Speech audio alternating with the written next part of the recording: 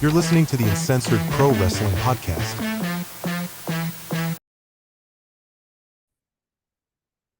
What is up, everybody? You are checking out the Uncensored Pro Wrestling Podcast. I'm your host, The Hot Commodity, and today we are covering All Elite Wrestling Double or Nothing 2024 live in Las Vegas, Nevada. And to jumpstart this pay-per-view, we have the kickoff show live on YouTube. It's called The Buy-In, and we have Deonna Purrazzo taking on Thunder Rosa. Thunder comes out looking like Elvis because they're in Vegas. This is a really good women's match to open the show. A lot of nonstop action. I'm a big fan of Deonna. I do like Thunder Rosa as well. Rosa lands a backstabber, but Purrazzo rolls up Rosa and grabs the ropes, and Deonna Purrazzo gets the victory over Thunder Rosa. We then see Martha Hart and Tony Khan come out. Tony says they are doing the Owen Hart Foundation Cup tournament again. Martha gave Tony Khan the idea that the winners get a title shot at All In, and the finals of the Owen Hart tournament will be in Calgary. So the Owen Hart Cup has been raised up some more. We have Billy Gunn and the Acclaim defeating the Cage of Agony after Billy Gunn rolls up Khan. Really not a good match here. Not a lot happening. Basic one-off type match that you're going to have on a buy. Now we've made to the official card of the pay-per-view. We have the AEW International Championship on the line. AEW International Champion Roderick Strong with the Kingdom defending against Will Ospreay. And Strong gave everything he could. Wardlow got involved. However, it was still not enough to stop Ospreay. Ospreay lands a sit-out powerbomb and an ox cutter for a 2. Roderick lands a high knee, but the end comes when Ospreay lands a spinning suplex to become the new AEW International Champion. I'm a big fan of Will Ospreay, and I'm excited to see what he's going to do with that title. I'm looking forward to the rematch between Strong and Ospreay. Next up, Adam Cole comes out. Cole says, I shouldn't be in the city. I should be rehabbing my ankle. None of you know the hell I've been through. I'm one of the greatest wrestlers of this generation. When I am clear, you'll give the devil his due. And the lights go out, and we see someone, and it looks like to be someone in MJF's house. We see his attire and the devil mask. MJF then comes out. He returns after being gone for a couple of months. He looks at the devil mask. Cole asks for a hug. MJF hugs Adam Cole, but then lands a low blow and a brain buster. MJF says, Cole, you son of a bitch, someone get this shit stain out of my ring. I trusted you, and thanks to you, that shit ain't happening again. All Adam Cole did was wake me up. I'm the greatest wrestler on God's green earth. Unlike all these smucks in the back, I don't need New Japan or Vince McMahon because MJF made MJF. There's no more bullshit. I'm being driven by hate. No one is safe. You see this stupid mask. I'm done hiding. All your favorites suck. This mask can go straight to hell. I'm betting on myself, and I've bet on myself since day one. MJF reveals his AEW leg tattoo, and MJF says, you can call me the Wolf of Wrestling because I'm not fucking leaving.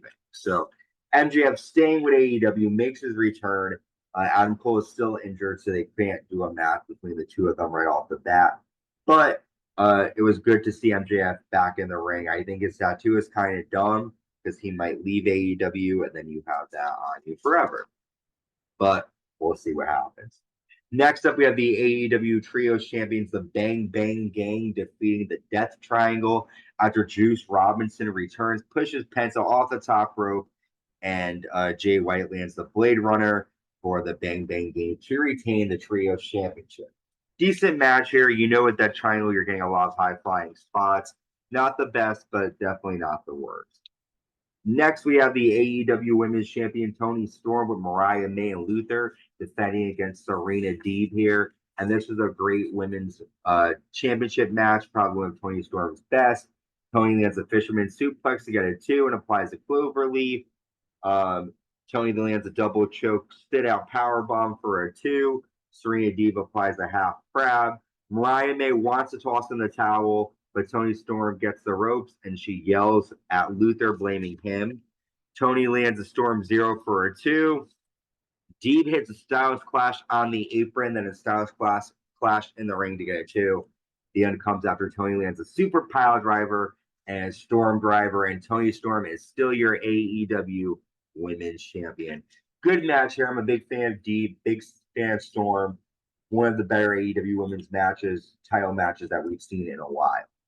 Next up, we have Trent Baretta taking on Orange Cassidy, and Don Callis looks to be scouting Orange Cassidy here. Trent Baretta pile drives Orange Cassidy onto the apron.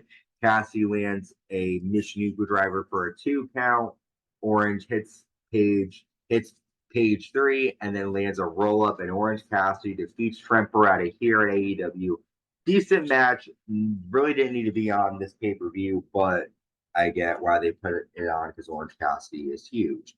Next up, we have the FTW Champion Chris Jericho defending against Hook and Shibata. A lot of action here. We see Chris Jericho get a back suplex on top of a bunch of dice. Shibata lands a super DVD to Chris Jericho onto the table. The end comes when Brian Keith attacks Hook. Chris Jericho lands a Judas effect and pins Shibata, and Chris Jericho is still our AEW FTW champion. Decent match. Okay stuff. Chris Jericho is great, but he looks terrible with his attire. I don't like his new Lorraine Tree gimmick. Next up, Jon Moxley versus Kenosuke Takeshita. Kenosuke lands a running knee, a power bomb onto the floor, and a Death Rider to get a 2 count. Kenosuke tosses the chair into the ring, and that's when Moxley stomps Kenosuke onto the chair and lands a Death Rider. Jon Moxley gets the win. A lot of back and forth action here. Decent match. Not the best match of the night, but close to it. Next up, the TNT champion Adam Copeland defends against Malikai Black in a barbed wire steel cage match. Adam Cole comes out to the brood music. Cole lands an Impaler DDT. Malikai Black starts to bleed after Adam Cole rubs the barbed wire onto Black's head. Adam Cole puts Malikai Black on a table, but Black drops Cole on the ropes. Malikai Black powerbombs Copeland off the ropes through a table to get a 2 count.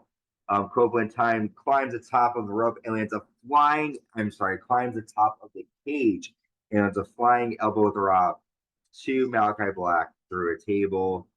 Malikai Black grabs a spool of wire and he kicks Adam Copeland across the chest and boots Adam Copeland right through the cage door. That's when Buddy Matthews and Brody King come out. They attack Adam Copeland. Gangrel makes his return to AEW, lands an Impaler DDT. Copeland lands a spear with barbed wire wrapped around his body, and then Copeland wraps Black in the wire and applies it crossface, and Malikai Black passes out. This is probably the best match of the night. A crazy amount of action. Kind of gave me attitude era moments here with Adam Copeland. Good stuff. Next, we have the AEW CBS champion Willow Nightingale with Chris Statlander and Stokely Hathaway defending against the debuting Mercedes Mone. Mercedes lands a backstabber at a 2. Willow Nightingale applies an ankle lock and hits a pounce for a 2 count. Willow lands a fisherman suplex for a 2. Willow hits a leg slam on the apron and a DVD into the corner. Mercedes lands a Meteora for a 2 count. Mercedes shoves Chris Statlander. Stokely Hathaway yells at a referee. Willow lands a sit-out powerbomb for a 2. Mercedes applies a crossface and then applies an STF, but Willow grabs the rope. Mercedes gets the win after a moneymaker, and we have a new AEW TBS champion in Mercedes Mone. After Stokely Hathaway yells at Willow Nightingale, and Chris Statlander slams Willow onto the ramp. Chris Statlander turning heel here at Double or Nothing. We've made it to our second triple main event of the night, the AEW Champion Swerve Strickland defeating Christian Cage. Another great match. I can't believe that Cage is putting off matches like this at his age, killing it. Christian applies a sharpshooter. Both men collide. Prince Nana grabs the title. The referee kicks him out. Mama Wayne distracts the referee, causing the referee to kick out Kill Switch, Nick Wayne, and Mama Wayne. Christian Cage slams Swerve Strickland on a table and Swerve meteors Christian Cage through the table. And then Swerve lands a house call and a Swerve stop to get the victory over Christian Cage. Hard-fought match here. Swerve Strickland got the win. We made to our main event, the Anarchy in the Arena, the Elite defeating Bryan Danielson, Darby Allin, and FTR.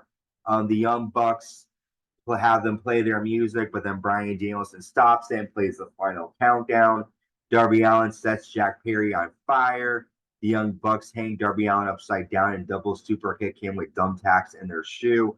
But the end of this insane match happens and Jack Perry hits Bryan Danielson with a running knee.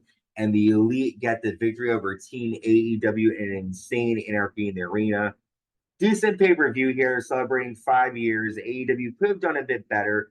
The pay-per-view was 4 hours and like 50 minutes. Could have been shorter. But overall, the best match was Adam Copeland versus Malikai Black. It was good to see Mercedes Mone debut. Crazy action in the Anarchy in the Arena match.